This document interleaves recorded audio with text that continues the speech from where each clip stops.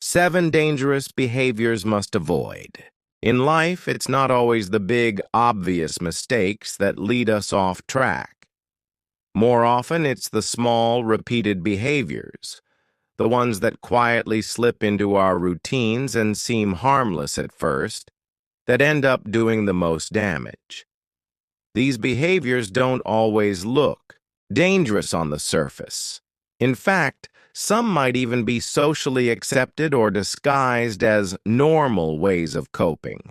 But over time, they begin to shape your thoughts, drain your confidence, damage your relationships, and pull you away from the life you truly want to live. That's what makes them so dangerous, not because they hit like a storm, but because they erode your foundation little by little, day by day. They wear down your self-trust, limit your choices, and keep you stuck in emotional loops that feel impossible to escape. You don't even notice how much they're affecting you, until one day you wake up and wonder why you're so anxious, exhausted, resentful, or disconnected from yourself. These behaviors act like silent thieves. They steal your joy, your motivation, and your ability to move forward, not with drama, but with quiet consistency. What's worse is that we often carry these behaviors for years, even decades, without questioning them. Maybe they started as a way to protect ourselves from rejection, disappointment, or failure. Maybe they helped us feel in control during a difficult time. But as life changes, so must we. What once felt like a shield eventually becomes a cage. These 7 behaviors are especially dangerous because they create cycles that feed off your fears, reinforce self-doubt, and block personal growth. They are habits of the mind and heart that can seem familiar or even comforting, but in truth, they are working against your peace, your success, and your happiness. The good news is, once you become aware of them, you can start to change them. You can break the cycle. You can rewire the way you think, the way you speak to yourself, and the way you respond to life's challenges. And with every step you take away from these patterns, you move closer to the life you were always meant to live, one that is grounded in clarity, strength, emotional freedom, and self-respect. This journey is not about being perfect. It's about being honest. It's about being brave enough to look at what isn't working and gentle enough to make a change without punishing yourself. These 7 dangerous behaviors are not labels. They're warnings. They are red flags that, when noticed, can guide you toward healing instead of harm. As we explore each one, don't just read with your eyes. Read with your heart. Notice which patterns show up in your life. Notice which ones drain you, make you anxious, or keep you stuck. Then remind yourself, awareness is the first step to freedom. You are not your past, your habits, or your fears. You are the one who gets to choose what stays and what no longer belongs. So let's begin this journey, not from a place of judgment, but from a place of power. Because avoiding these 7 behaviors isn't just about what you're letting go of. It's about who you're becoming in the process. Chapter 1. Negative Self-Talk, the Silent Destroyer. Of all the dangerous behaviors we fall into, negative self-talk is one of the most silent yet deeply destructive forces in our lives. It often starts so quietly that we don't even notice it. An inner whisper that says, "You're not good enough.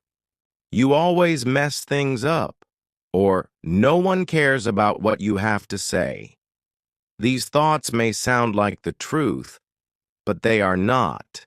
They are reflections of old pain, fear, and self-doubt that have taken root inside your mind and disguised themselves as your inner voice. The danger is that over time, you start to believe them. You begin to live as if those harsh words are facts. Negative self-talk erodes your confidence, dims your light, and trains your brain to expect failure, rejection, or disappointment even before anything has happened. It makes you second-guess your abilities, shy away from opportunities, sabotage your own progress, and feel unworthy of love, success, or happiness. And the most damaging part? This voice often sounds like you, which makes it harder to question or challenge. But here's the truth. You were not born thinking this way. These words were learned, and anything learned can be unlearned. Negative self-talk is dangerous because it becomes a self-fulfilling prophecy. If you constantly tell yourself you're not smart enough, you'll stop trying to grow.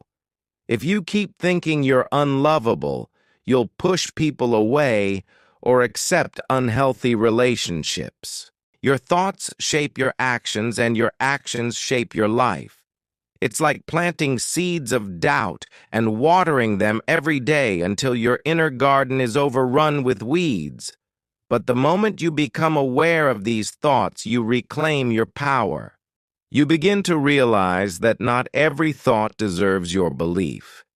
You can challenge those voices. You can ask, is this really true? Would I speak this way to someone I love? What would a kinder, truer voice say instead? Over time, and with practice, you can replace those destructive scripts with ones that build you up instead of tearing you down. Start small. Celebrate tiny wins. Speak to yourself the way you would speak to a child you care about, with patience, encouragement, and love. Rewriting your inner dialogue is not easy, but it's one of the most transformative things you can do, because the way you speak to yourself sets the tone for everything else in your life.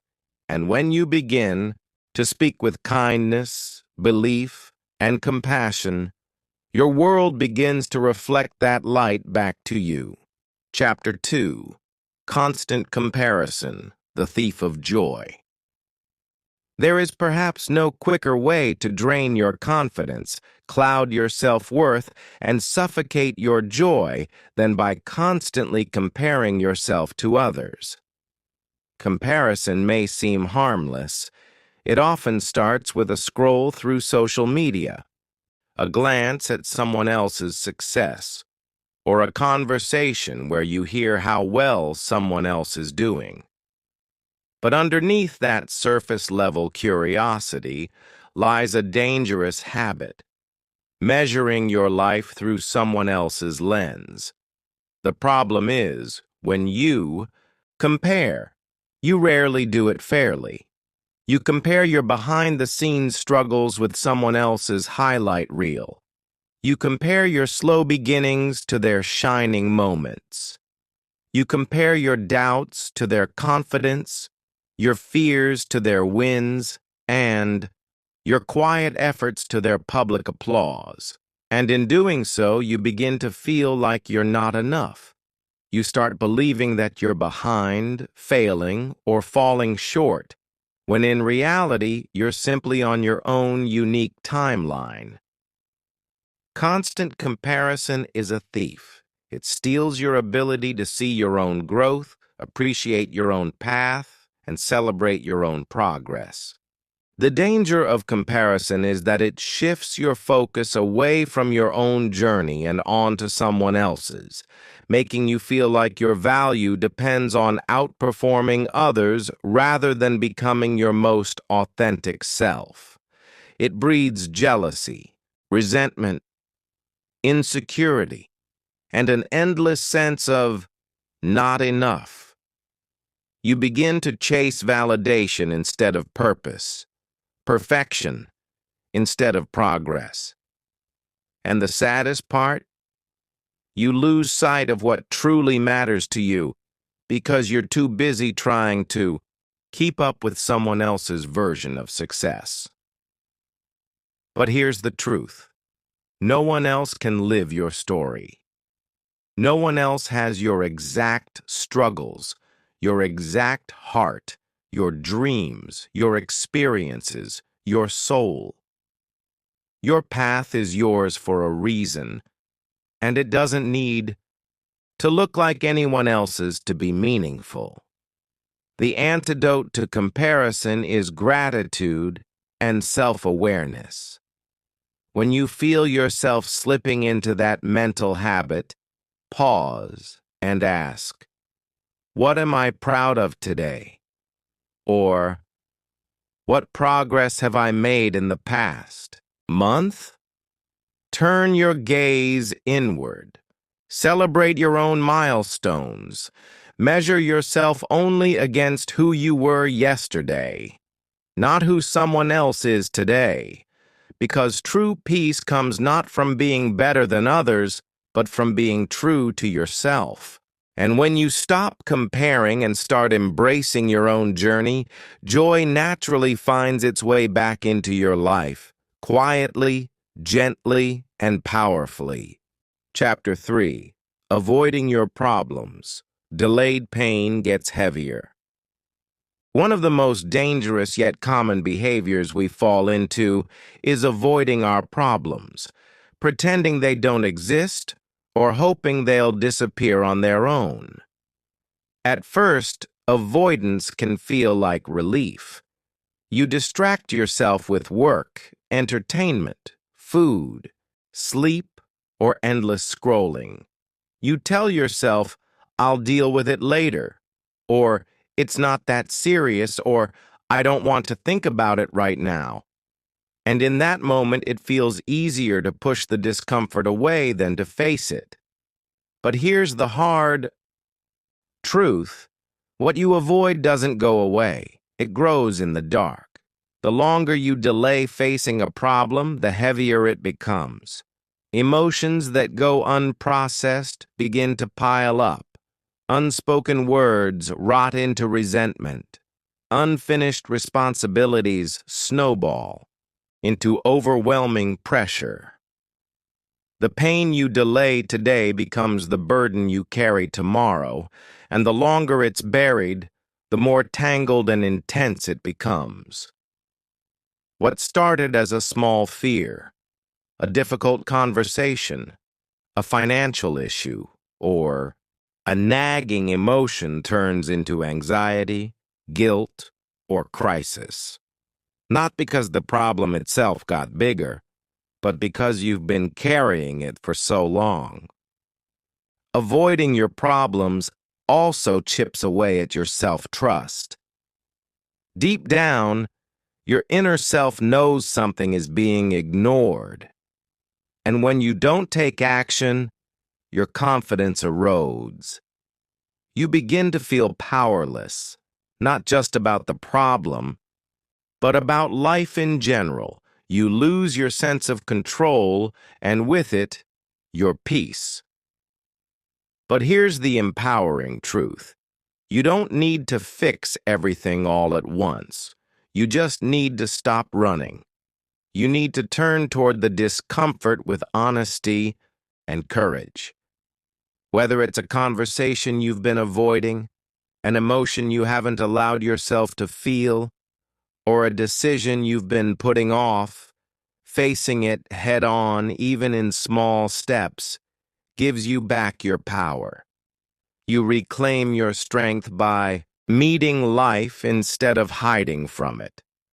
And you don't have to do it perfectly, just honestly. The moment you decide to face your problems, no matter how hard or scary it feels, is the moment healing begins. Because the truth is, most of the pain we carry doesn't come from the problem itself. It comes from carrying it alone in silence for too long. So be brave. Take a breath. Start where you are. You are stronger than the problem, and you don't have to run anymore. Chapter 4. Seeking constant validation. Losing yourself in approval. One of the most exhausting and soul-draining behaviors we can fall into is the endless pursuit of external validation, the habit of constantly seeking approval, praise, or acceptance from others just to feel worthy, secure, or loved. At its core, this behavior is rooted in a fragile sense of self-worth. When you don't feel good enough on your own, you start looking outside yourself for signs that you matter. You wait for compliments to feel beautiful, for likes to feel seen, for success to feel valuable, or for someone else's approval before making a decision. And slowly, without realizing it, you begin to lose touch with who you really are. You shape your behavior to please others, hide your true feelings to avoid judgment, and silence your voice to keep the peace. The more you depend on validation to feel okay, the more disconnected you become from your inner truth. This is dangerous because it creates a life that looks good on the outside, but feels empty on the inside. Seeking constant validation also puts your sense of happiness and self-worth in someone else's hands. You become overly sensitive to criticism, terrified of rejection, and emotionally dependent on how others respond to you. And even when you do receive validation, the relief is temporary. It fades quickly, and soon you need more. It's like drinking salt water when you're thirsty. The more you chase approval, the more insecure you become. You begin to fear being disliked, judged, or misunderstood, so you become smaller, quieter, more agreeable. You stop showing up as your true self. But here's the truth. Your worth is not something others can give you. It is something you claim for yourself. And the moment you stop living for other people's applause, you begin to hear your own voice again, the one that knows what you want, what you believe, and who you truly are. This doesn't mean you won't care about others, but it means you won't depend on them to tell you who you are. To break free from this dangerous cycle, you must begin the practice of self-validation. Remind yourself often, I am enough even if no one claps. I am valuable even if no one notices. Learn to acknowledge your own efforts. Celebrate your own wins and listen to your own needs.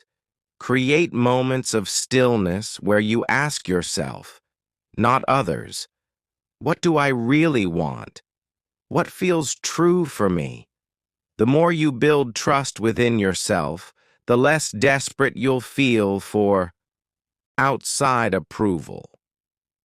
And in that shift, you will find a kind of freedom that no amount of validation can replace.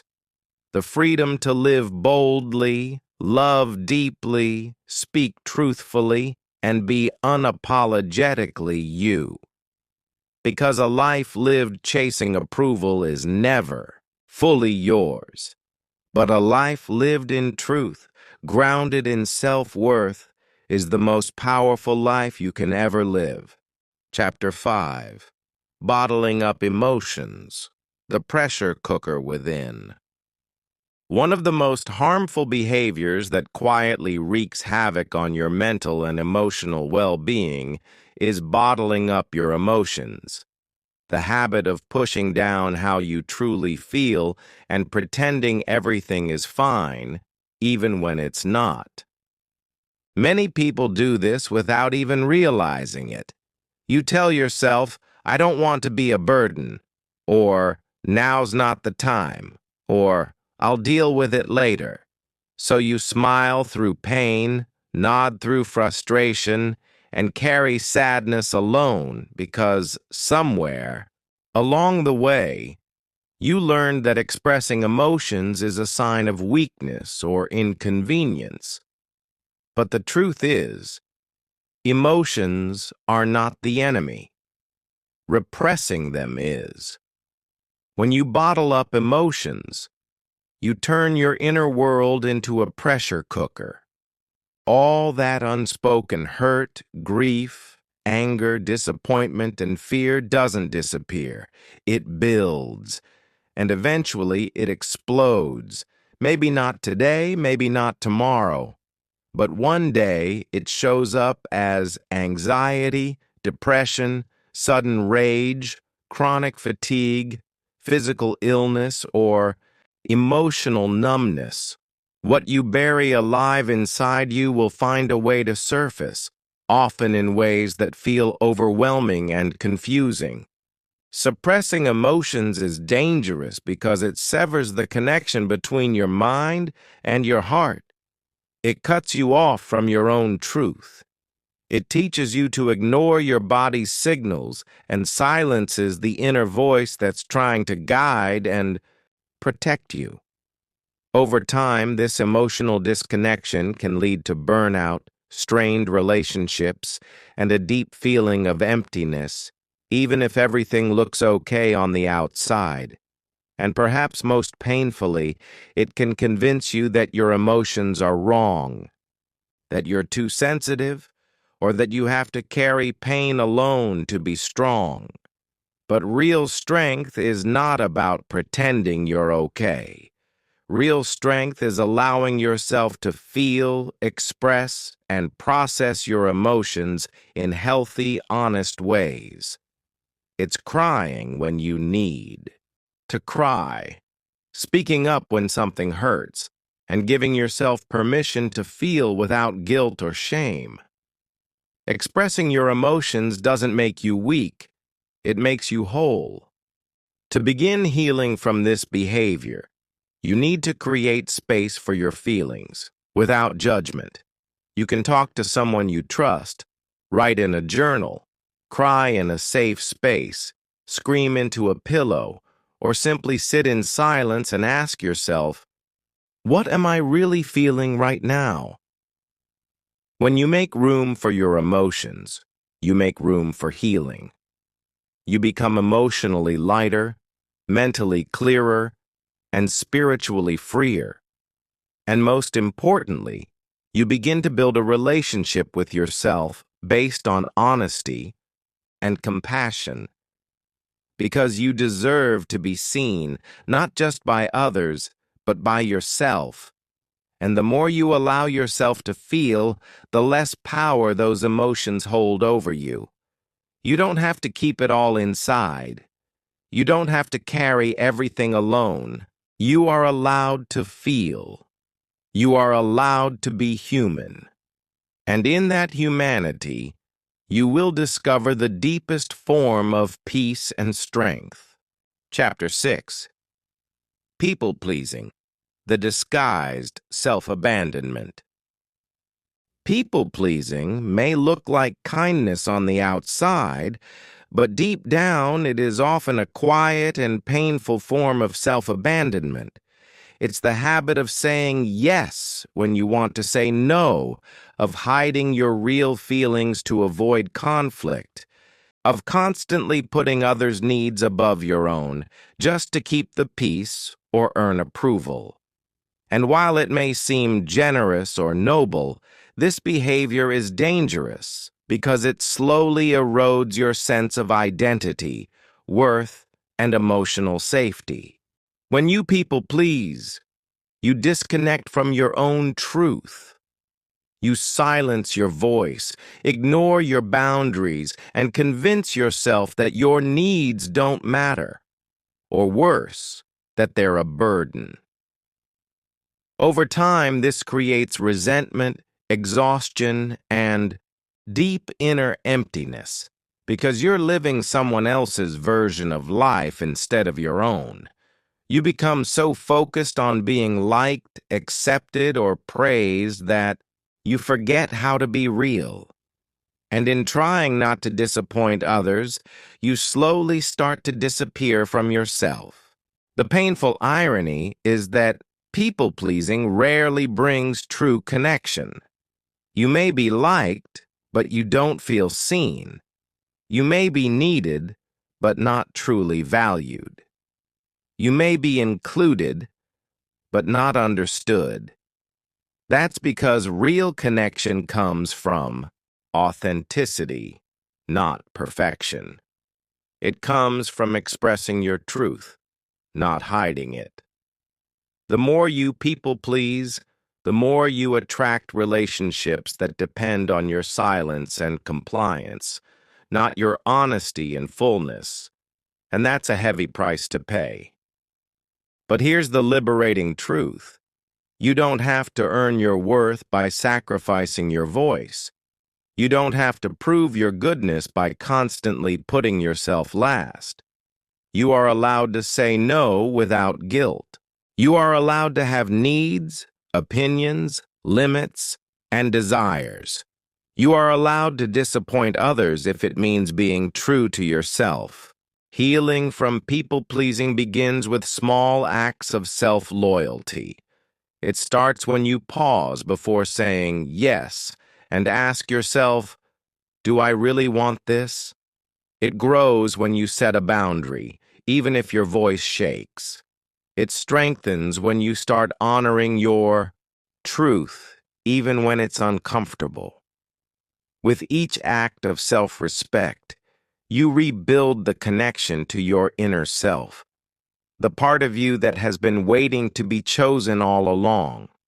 Because the most important person you'll ever stop abandoning is you.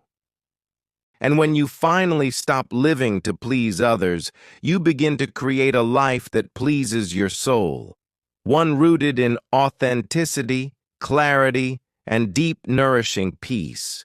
You don't have to be everything, for everyone. You just have to be fully and bravely yourself. That is enough. And that is where your true power lives. Chapter 7. Overthinking Everything, the Illusion of Control.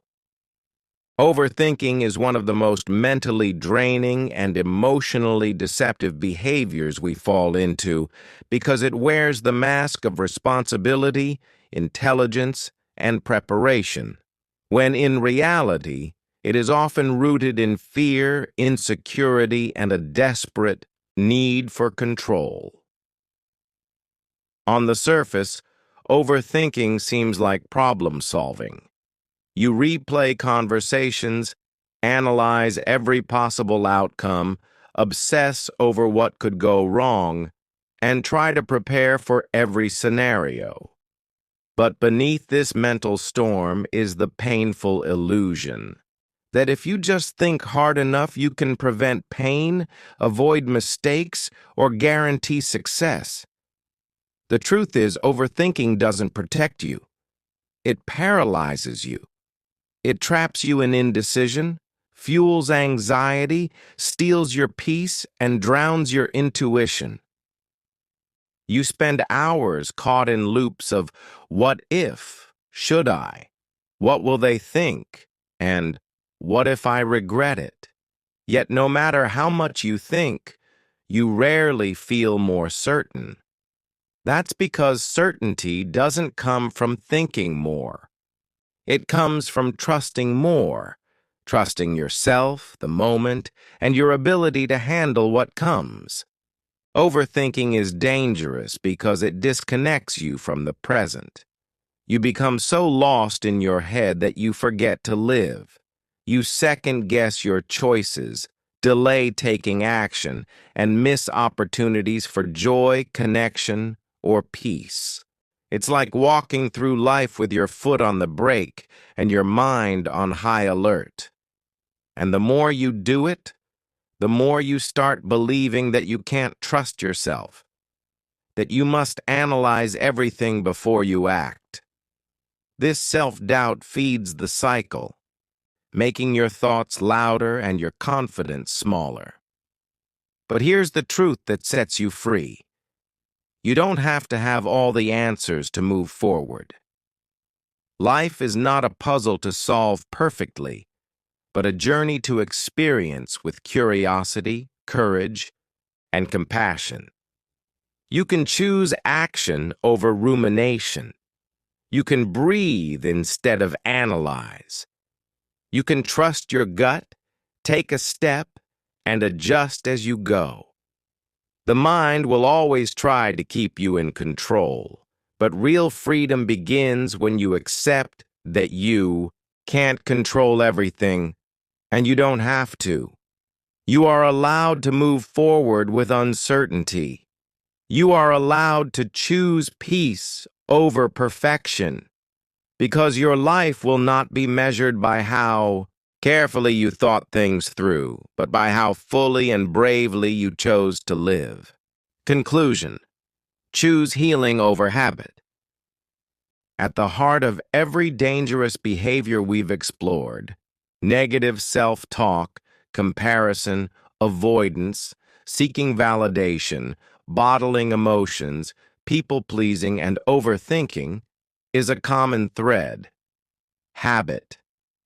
These patterns often don't start with bad intentions. They begin as coping mechanisms, survival tools, or ways to feel safe in a chaotic or uncertain world. But what begins as protection can become a prison if we never pause to question it.